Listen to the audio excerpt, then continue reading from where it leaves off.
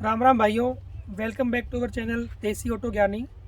आज मेरे साथ मेरे परम मित्र अजय भाई हैं, जिन्होंने अभी हाल ही में किया सेल्टोस पेट्रोल में ली है।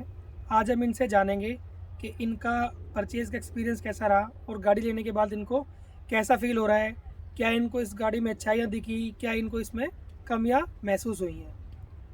तो सबसे पहले सवाल मेरा अजय भाई से ये है कि इस गाड़ी से पहले आपके पास कोई और गाड़ी थी या ये आपकी फ़र्स्ट गाड़ी है? नहीं, इससे पहले मेरे पास डिज़ायर थी, Maruti Suzuki Dzire LDI base model. और उसको मेरे को सेल आउट करना पड़ा क्योंकि दिल्ली एनसीआर में 10 साल तक ही डीजल गाड़ियाँ चलती हैं, वरना मैं उसको ज़िंदगी भर नहीं बेचता। तो हाँ, मेरे पास डिज़ायर थी इससे पहले। ठीक है, तो ये तो मुझे समझ में आ ही रहा है, आप भी समझ ही गए होंगे कि इन्होंने पेट्रोल में गाड़ी ली है और ये इसीलिए ली है क्योंकि दिल्ली में जो गाड़ियाँ हैं अब 10 साल तक ही चल सकती हैं डीजल की। और डीजल पेट्रोल के रेट में ज़्यादा डिफरेंस भी नहीं है। और आपकी रनिंग कितनी है? रनिंग भी हार्डली जो मेरी है मतलब 1000 किलोमीटर हर महीने की है। मतलब आप इससे अंदाज़ा लगा सकते हो कि जो मेरी प्रीवियस गाड़ी थी वो 10 साल में 90,000 95,000 के अराउंड चली थी। बस, तो अगर इतनी कम रनिंग है तो पेट्रोल ही बेटर है। पेट्रोल ही बेटर, बिल्कुल। बिल्कुल। अच्छा, आप मुझे ये बताइए, आपने किया ही क्यों ली, जबकि इसकी सेफ्टी रेटिंग है जो कि 3 स्टार है सेल्टोस की। और जब से इसकी सेफ्टी रेटिंग आई है तो मार्केट में बहुत हल्ला है कि भाई 3 स्टार है, 3 स्टार है, सेफ़ नहीं है, सेफ़ नहीं है। जबकि मार्केट में ऑलरेडी कई सारी गाड़ियाँ टाटा की, महिंद्रा की आ रही हैं और मारुति की भी, इवन ब्रीज़ा की सेफ्टी रेटिंग 4 है। तो आप जो है टाटा या महिंद्रा या फिर मारुति की पर्टिकुलर ब्रीज़ा पे क्यों नहीं गए?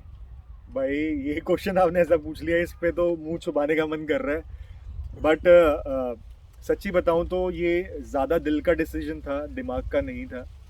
और जो मेरा बजट था यानी 15 लाख फिक्स था, उससे ऊपर मुझे जाना नहीं था। और जो फीचर्स या जो चीज़ें मुझे चाहिए थी वो मेरे को इसी मॉडल में, इसी गाड़ी में मिली, इसीलिए मैंने ये ले ली। मतलब कोई जस्टिफिकेशन नहीं है मेरे को कि भाई सेफ क्यों नहीं ली, बस मेरे को दिल से पसंद आई गाड़ी तो ले ली। तो और मत, इससे पहले तो मेरे पास 0 स्टार रेटिंग, मतलब मारुति की बिल्ड क्वालिटी तो आपको पता ही है, 10 साल तक उसको रख लिया तो ये तो फिर भी 3 तो स्टार मतलब है। इनका जो डिसीजन है वो दिमाग के बजाय दिल से ज़्यादा है। चलिए, हाँ, कोई दिल नहीं। से ज़्यादा है। अब मेरा अगला सवाल आपसे ये है कि आपको दिल्ली में ये ऑन रोड कितने की पड़ी?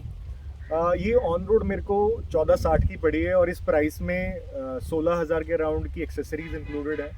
और लगभग 20-21 हज़ार की एक्सटेंडेड वारंटी भी इंक्लूडेड है। ठीक है। तो मेरा अगला सवाल आपसे ये है कि जब आपने गाड़ी परचेज़ की है तो इसका परचेज़ एक्सपीरियंस आपका कैसा रहा? भाई, परचेज एक्सपीरियंस मत पूछो, बहुत ही बेकार रहा। एक नोन ने सजेस्ट किया था कि इस वाले डीलर से आपको जाके गाड़ी ले लो, ये जल्दी दे देगा आपको गाड़ी। और उन्होंने वर्बली कमिट भी किया था कि सर 1.5 महीने में दे देंगे। लेकिन गाड़ी मुझे मिली पूरे 3.5 महीने के बाद, और वो भी मुझे दिसंबर में लेनी पड़ी। मतलब पुराना मॉडल हो जाएगा नेक्स्ट ईयर, अब जैसे आने ही वाला है तो पुराना मॉडल भी हो जाएगा। फिर भी क्योंकि मेरे पास गाड़ी नहीं थी, मजबूरी थी, मैं अपने डिज़ायर को सेल आउट कर चुका था ऑलरेडी, तो इसलिए मुझे लेनी पड़ी। और जब भी उनसे पूछो कि भाई गाड़ी कब मिलेगी कब मिलेगी, तो उनके पास कोई एप्ट जवाब नहीं होता था, कोई ट्रांसपेरेंसी नहीं थी कि सर अब डिस्पैच हो गई है। आखिर में भी उन्होंने बोला सर हमने किसी और की गाड़ी थी, उनको कैसे ना कैसे करके हमने कन्विंस कर लिया कि वो नेक्स्ट ईयर ले ले, और आपको ज़्यादा ज़रूरत थी तो हमने आपको दे दी। तो ट्रांसपेरेंसी नाम की कोई नहीं चीज़ थी। नहीं थी। तो ओवरऑल इनका एक्सपीरियंस बहुत अच्छा इन्हें नहीं रहा, हाँ, गाड़ी लेने का बहुत कोई अच्छा एक्सपीरियंस इनका नहीं था। पर फिर भी मुझे लगता है सेमी कंडक्टर के इशू के चक्कर से इनकी गाड़ी लेट हुई है। चलिए, कोई नहीं, हम अब अपने अगले सवाल पे बढ़ते हैं। आप मुझे बताइए, आपकी गाड़ी के जो फीचर्स हैं मेन वो क्या फीचर्स हैं जिनकी वजह से आपने इस गाड़ी को लिया है? भाई, सबसे बड़ा जो फीचर है वो तो इसका IMT है। मतलब इसमें क्लच नहीं है, बस गियर शिफ्ट करने हैं। और ये एक इम्पॉर्टेंट क्राइटेरिया था, मेरे को ऑटोमेटिक टाइप गाड़ी चाहिए थी, वो ये काफ़ी हद तक फुलफिल करती है। दूसरी जो मेजर रिक्वायरमेंट थी वो ये थी, वो मेरे बेटे की थी, छोटा है, 7-7.5 साल का है। उसको ये था कि सनरूफ होनी चाहिए गाड़ी में, चाहे हम खोलें नहीं उसको, लेकिन वो सनरूफ होनी चाहिए। दिल्ली में पोल्यूशन इतना है, खोलोगे कैसे सनरूफ को? हाँ, मतलब ये मस्ट था, लेकिन सनरूफ होनी चाहिए। बाकी क्योंकि मेरे पास डिज़ायर बेस मॉडल था, और मुझे भी ये थी कि भाई सारी फीचर्स होनी चाहिए। तो जो काम की फीचर्स हैं वो रियर वॉशर वाइपर, डिफॉगर है, ऑटोमेटिक क्लाइमेट कंट्रोल है, पुश बटन स्टार्ट भी है, इसमें अलॉय व्हील्स मिल जाते हैं इस मॉडल में। और बाकी तो नॉर्मल से फीचर हैं, मतलब ऐसा कुछ नहीं है। बाकी थोड़े कॉस्मेटिक फीचर्स हैं, जैसे ये DRLs वगैरह हैं, सेफ्टी फीचर भी कह सकते हो आप इसको। तो बस यही है। तो आपने कोई और ऑप्शन नहीं देखा गाड़ी लेने से पहले? क्योंकि इसके जो सबसे बड़ी राइवल है वो है क्रेटा, और दोनों एक ही प्लेटफॉर्म पे बनी हुई हैं, और क्रेटा जनरली इससे ज़्यादा सेल भी होती है।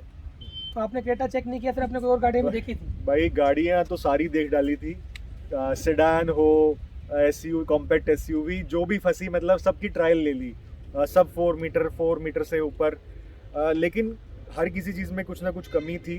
तो जैसे सबसे पहले मैंने होंडा सिटी की टेस्ट राइड ली, तो मेरा क्राइटेरिया ये था कि 15 लाख में ऑटोमेटिक गाड़ी लेनी है अपने को, और दिल यही था कहीं ना कहीं कि कॉम्पैक्ट एसयूवी टाइप ही लेनी है, क्योंकि डिज़ायर थी वो सेडान थी, तो अब की बार कॉम्पैक्ट एसयूवी लेनी है, यही था मन में।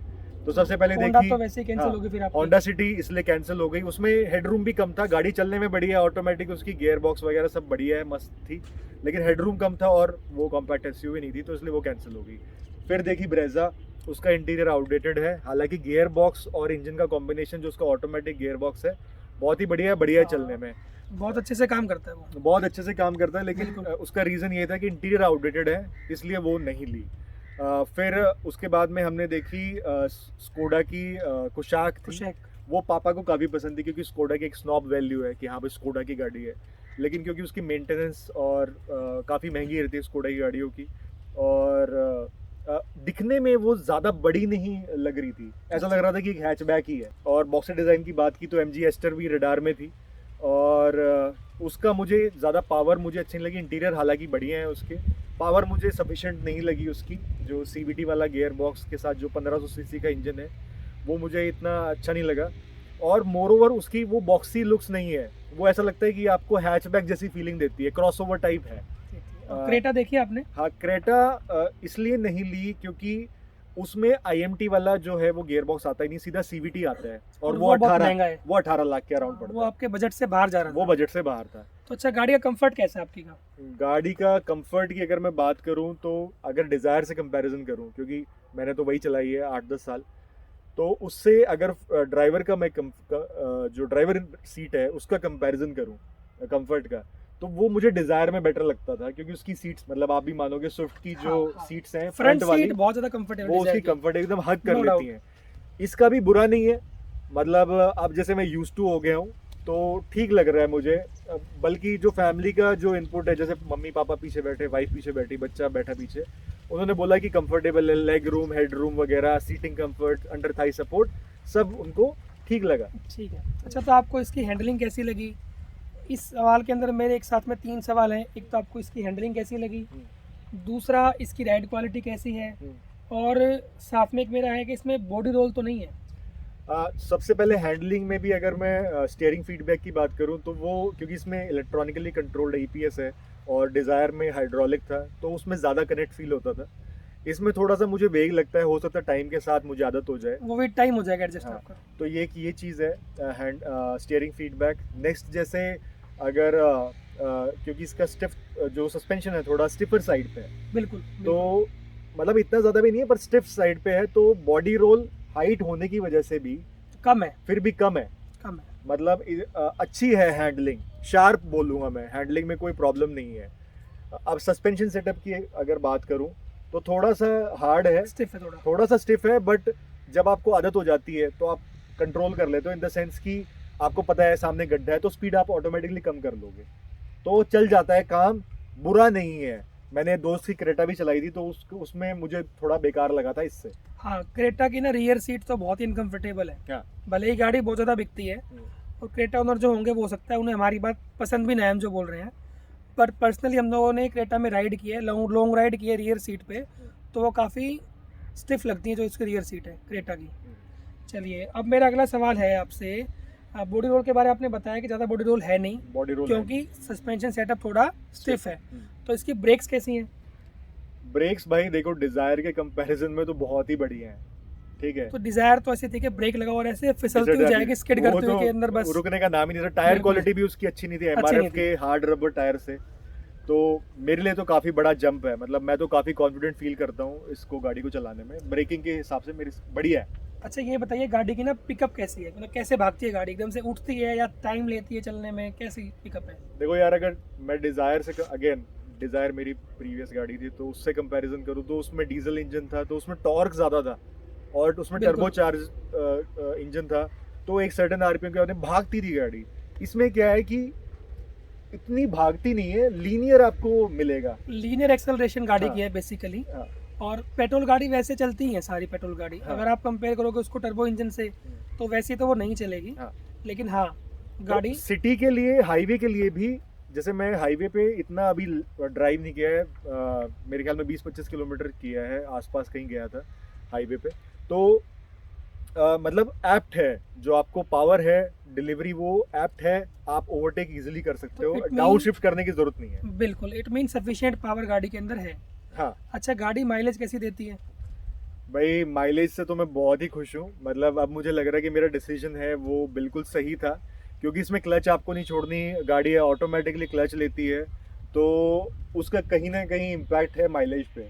मतलब उसी तरीके से सेट पैटर्न में क्लच छोड़ी जाएगी, गाड़ी अपने आप जिस गियर में आप डालोगे उसके अकॉर्डिंग आरपीएम मैच कर लेती है। तो अभी तक जो माइलेज मुझे मिली है एमआईडी में जो है वो 14.5 मैं इजीली अचीव कर पा रहा हूँ, बहुत ही मॉडरेट से हैवी ट्रैफिक में भी। मतलब नजफगढ़ से मैं अभी जैसे पापा को डेली हॉस्पिटल लेके जा रहा हूँ दौलतकुआ तक, तो बिल्कुल जैसे हैवी ट्रैफिक भी होता है, रेड लाइट भी बहुत सारी है द्वारका में, तो फिर भी मतलब ठीक माइलेज 13 से 14.5 के बीच मुझे हर ट्रिप पे मिल रही है तो ये तो कंसिस्टेंटली। बहुत ही अच्छी माइलेज है। अगर आप देखते हो 1.5 लीटर का हाँ। इंजन है ये, हाँ। उसके बाद भी अगर मॉडरेट से हैवी ट्रैफिक में अगर आप एमआईडी में 14 की माइलेज दिखा रही है तो एटलीस्ट 13 या 12.5 होगी, जो कि बिल्कुल। मैं बोलूँगा अच्छी ही है इतने बड़े इंजन के हिसाब से। हाँ बढ़िया है, मतलब दिल खुश हो जाता है देख के कि हाँ माइलेज सही दे रही है गाड़ी। अच्छा, बूट स्पेस कैसा है इसका?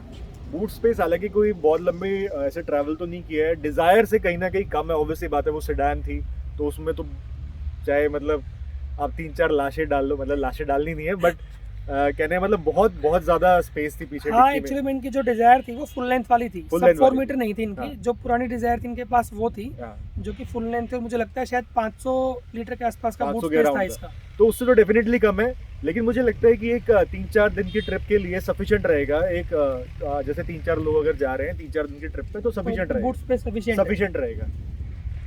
ठीक है, तो मेरा अगला सवाल है इनसे, सर्विस तो आपने भी करवाई नहीं है गाड़ी की? अभी कोई नहीं भी? करवाई है, अभी 550 के अराउंड चली है, बस 550 किलोमीटर। हाँ। अच्छा, आपने इस गाड़ी के फीचर्स बताया हमें, हाँ। और इसकी आपने कुछ अच्छाई बताई कि इसका सस्पेंशन कैसा है और हैंडलिंग अच्छी है, हाँ। वो सब चीज़ें आपने बताई। अब जितनी आपने गाड़ी इसको चलाई, हालांकि आपने बहुत ही कम चलाई, अभी अराउंड 500 किलोमीटर आपने अभी तक इसको ड्राइव किया है, और हम तो- शेयर करते रहेंगे जैसे जैसे जो अपडेट्स हमें, जैसे फर्स्ट सर्विस करवाऊंगा, सेकंड, थर्ड, फोर्थ, हाँ, तो हम शेयर करते रहेंगे सारे अपडेट्स। हम करेंगे आपको। लेकिन एक सवाल मेरा फिर भी आपसे बचा हुआ है, वो ये है कि इस 500 किलोमीटर चलाने के दौरान क्या आपको अपनी गाड़ी में कुछ कमी भी दिखी है कि यार ये इसमें चीज़ थोड़ी ठीक नहीं है, थोड़ा सा और इम्प्रूव हो सकती थी, या कोई चीज़ थोड़ी अच्छी करनी चाहिए थी, ऐसा कुछ आपको लगा? हाँ डेफिनेटली 1-2 चीज़ें हैं, जैसे आज सुबह की बात है, बहुत जल्दी हम चले गए थे हॉस्पिटल, तो जो मतलब उस टाइम अंधेरा ही था, तो जो विजिबिलिटी है, लाइट्स, मतलब मुझे लगता है कि जो इसका प्रोजेक्टर सेटअप है उसका इतना अच्छा थ्रो नहीं है लो बीम पे, स्पेसिफिकली हाई बीम पे ठीक ठाक है। तो मैं एक डेफिनेटली एक मॉड प्लान कर रहा हूँ कि इसके बल्ब वगैरह चेंज करवा के देखूँ अगर कुछ हो तो। एक ये चीज़ है। दूसरी चीज़ जो मुझे लगी, इसमें हिल होल्ड नहीं है, हिल होल्ड असिस्ट नहीं है, हिल कंट्रोल भी नहीं है, हिल होल्ड असिस्ट भी नहीं है। तो जब मैं रैंप पे चढ़ाता हूँ या बहुत स्टीप कोई चढ़ाई होती है तो ये पीछे रोल बैक कर जाती है, तो वहाँ पे, और इसमें क्लच नहीं है तो हाफ क्लच करके भी आप टॉर्क को कंट्रोल नहीं कर सकते, आपको हैंड ब्रेक यूज़ करना ही करना पड़ेगा। तो वो कहीं ना कहीं एक थोड़ा सा डिसएडवांटेज मुझे लगा, बट उसके अलावा तो अभी तक मुझे कोई ऐसी कोई रैटलिंग नॉइस नहीं है, कुछ नहीं है, सब बढ़िया है। और मुझे लगता है कि ये जो हिल होल्ड असिस्ट है ना, ये तो गाड़ियों में आना चाहिए ही चाहिए, मैंडेटरी है, क्योंकि मतलब मैक्सिमम गाड़ियाँ आजकल ना हैवी ट्रैफिक है, बम्पर टू बम्पर ट्रैफिक में गाड़ी चलती है, इवन हम्म। पहाड़ों में भी ना जाम लग जाता है, जाम लग जाता है, इतना सही ट्रैफिक हैवी हो जाता है।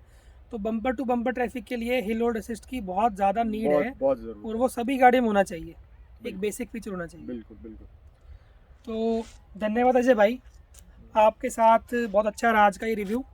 मुझे लगता है हम लोगों ने मैक्सिमम पॉइंट गाड़ी के कवर कर दिए हैं, और ज़्यादातर चीज़ें अजय भाई ने गाड़ी की अच्छी ही बताई हैं। ये इसकी माइलेज से बहुत खुश हैं, इनको इसकी पावर भी सफिशिएंट लगती है कि इनके हिसाब से गाड़ी की पावर सफिशिएंट है।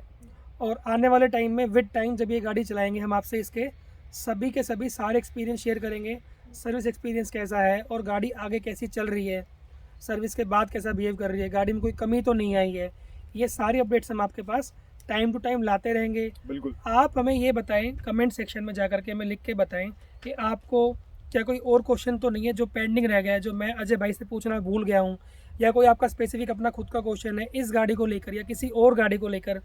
और अगर आप चाहते हैं हम आपसे आपके सामने किसी और गाड़ी का भी रिव्यू शेयर करें, तो आप हमें कमेंट सेक्शन में जाके बताइए। हम हाँ। जल्द ही कोशिश करेंगे कि आपके सामने उस गाड़ी का रिव्यू लेके लेकर के आए, और ऐसा रिव्यू लेकर के आए जिसमें यूज़र खुद आपको बताए कि ये गाड़ी चलने में कैसी है और उसका एक्सपीरियंस कैसा है।